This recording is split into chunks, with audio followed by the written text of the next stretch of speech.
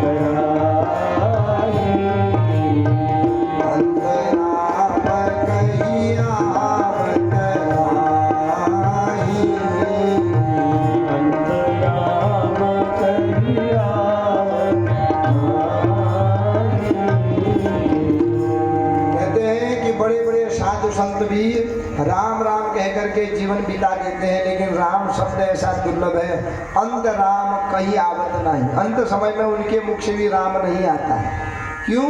अंत समय में मुख से राम आ गया तो उनका उद्धार हो जाता है। तुलसीदास जी कहते हैं कि राम नाम मणि दीप धरी जी हदे हरिद्वार, तुलसी भीतर बाहिर हूँ जो चाहसी उजियार।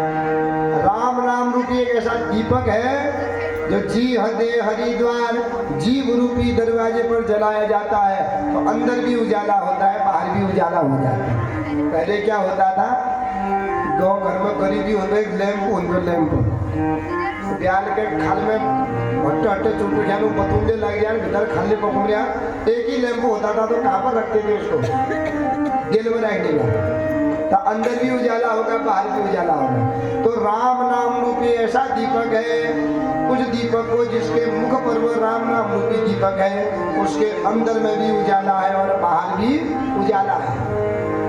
और राम नाम जिसके मुख से आ जाता है, रा कहते ही मुख खुल जाता है, माने रा कहते ही बैकुंठ का दरवाजा खुल गया। रा कहा ना, रा में क्या हो गया, मुख खुल गया, माँ कहने में बंद हो जाता है। तो रा आया तो बैकुंठ का दरवाजा खुल गया, हम उस बैकुंठ में चले गए। माँ कहा तो बैकुंठ का दरवाजा बंद हो गया, हम बैकुंठ में फंस गए। इसलिए राम नाम बड़ा दुर्लभ है। तो गए थे भरत जी भगवान का स्मरण करने, भजन करने, हिरण के बच्चे में रह करके हिरण के बच्चे ही बनना पड़ा उनको, हिरण की मति लग गई, हिरण के बच्चे बने हैं। फिर भी पहले जन्म की याद है कि मैं पहले हिरण के चक्कर में रहा, आज इसी का बच्चा बन के आया। अब ये हरी घास नहीं खाऊंगा, कहीं हरी घास में मति बने लगेगी तो हरी घास ही बनना पड़ेगा। सूखी घास खाने लगे, जंगल में आग लगी, सारे हिरण भाग गए या नहीं भागे, जल करके भस्म हो गए। अब हिरण की योनि से भगवत की प्राप्ति नहीं होती है, भगवत की प्राप्ति के लिए मानव जीवन ही चाहिए। तो तीसरे जन्म में अंगिरा गोत्र के घर में इनका जन्म हुआ, 9 पुत्र हैं इनके पिता के, ये 10वें पुत्र के रूप में जन्म लिया, नाम हुआ भरत। अब इतना मूर्ख है, पिताजी जितना पढ़ा हुआ बोले नहीं, तो अंत में पिताजी ने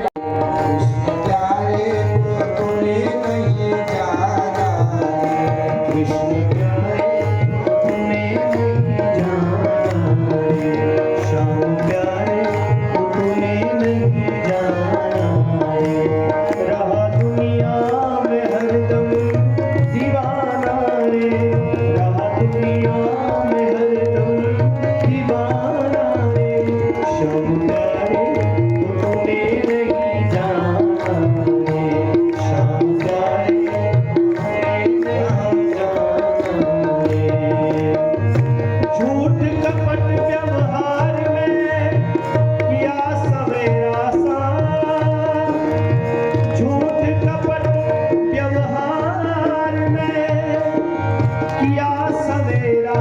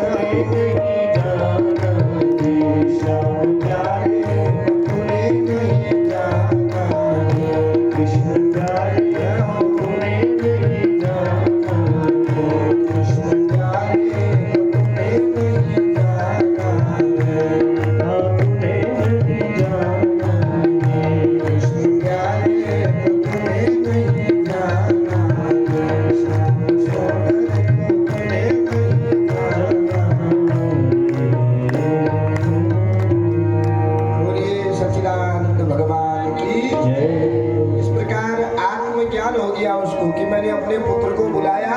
पुत्र का नाम लेने से ही भगवान इतने दयालु हैं कि मुझे बचा लिया। तो बैराग्य हुआ, सब कुछ छोड़ करके भगवान के चरणों में चला गया। बोलो सच्चिदानंद भगवान की।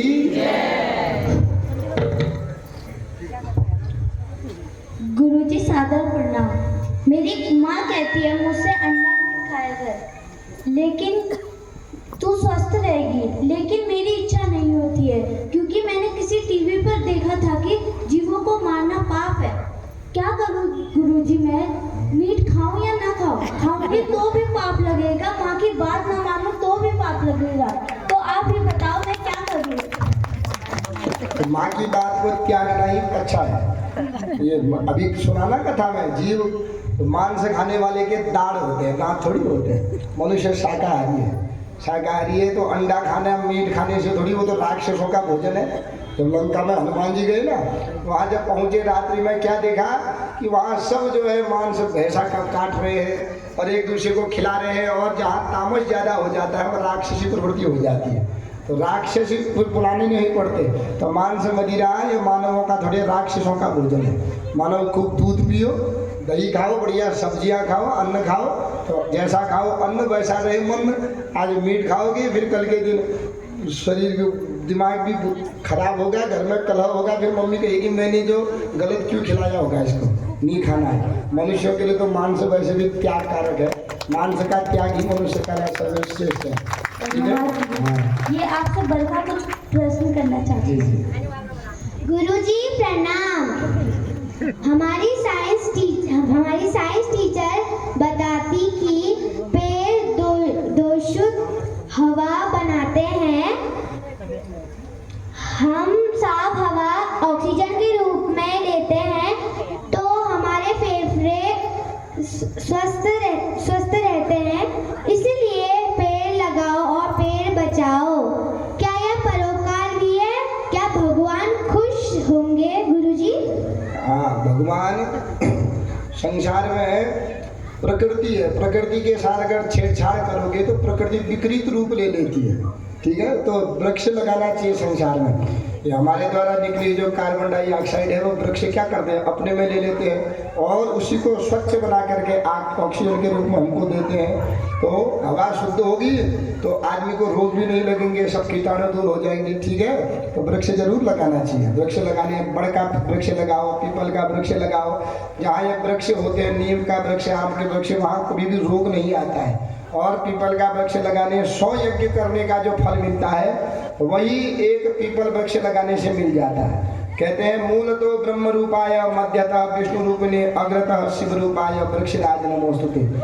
पीपल के तो वृक्ष में भगवान ब्रह्मा जी है, मध्य में विष्णु है, ऊपर पत्तों पर भगवान शंकर का वास है। तो जहाँ पीपल बड़ आदि के वृक्ष होते हैं सारे देवताओं का वास वहाँ हो जाता है। इसे वृक्ष जरूर लगाना चाहिए संसार में। वृक्ष लगाने से वातावरण भी शुद्ध रहेगा, वायु प्रदूषण भी नहीं होगा, शुद्ध हवा मिलेगी तो शरीर भी स्वस्थ रहेगा।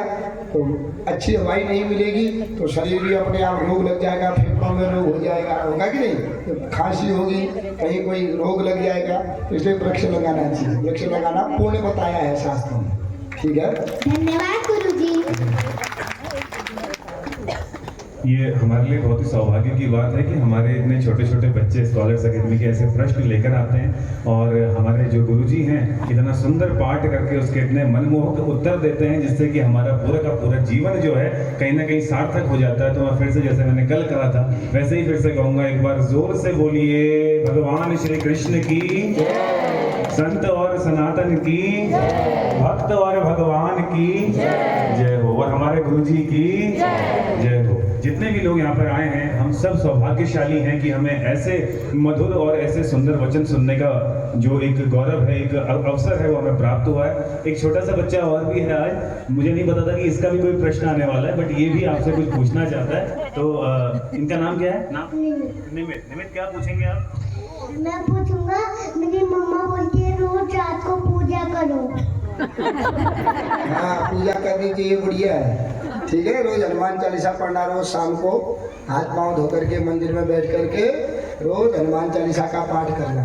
ठीक है? ठीक है। हाँ, और भी पूछना है कुछ? तो सोच करके आना होगा।